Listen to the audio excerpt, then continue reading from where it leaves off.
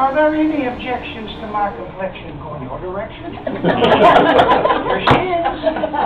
So if you really said that, Kevin, Paula, and Wouldn't be here. and Katie and Stephanie, nobody would not be here today. I remember number one was climb a fence and then leaning toward it.